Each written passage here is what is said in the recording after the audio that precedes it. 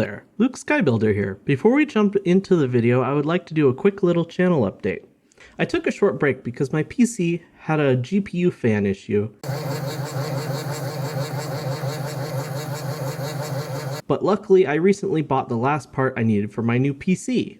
With this new PC, which I am recording on right now, I can render 10 times faster than the old machine.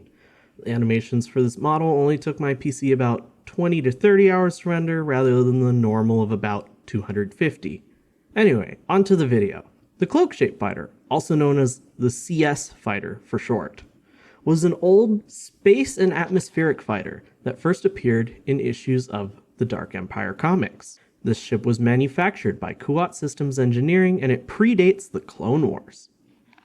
By the time of the events of Dark Empire, it was said that there was no such thing as an original CloakShape.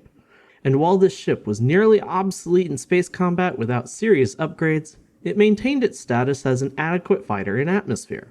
Being outdated in nearly every fashion, the thing that kept these fighters relevant and in the sky was that the designers decided to use all universal adapters and modular compartments, which allowed for nearly any configuration and modification, much like many classic and vintage cars.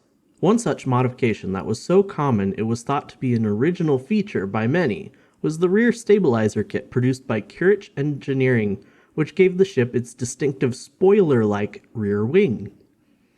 Being an older ship, the CloakShape's distinctive nose sports an early tech target lock computer and sensor packet, which appears to be very large.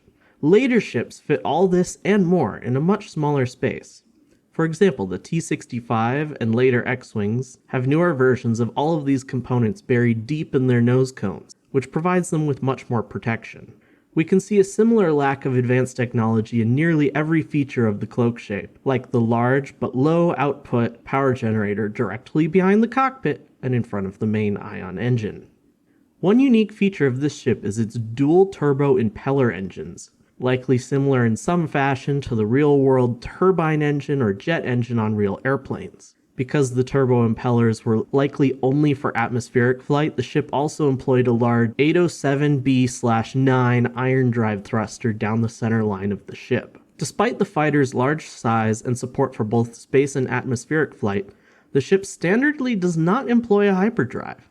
Often, rather than add a hyperdrive and take up precious space for other upgrades, owners would have a hyperdrive sled, like those the Jedi used before and during the Clone Wars for their light interceptors.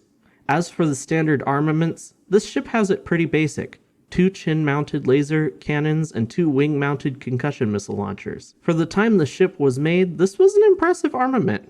However, later on, even much smaller classes of fighters like the A-Wing Interceptor would match and even surpass the firepower of the large, bulky, and sluggish CloakShape. Without further ado, let's get into the model I created.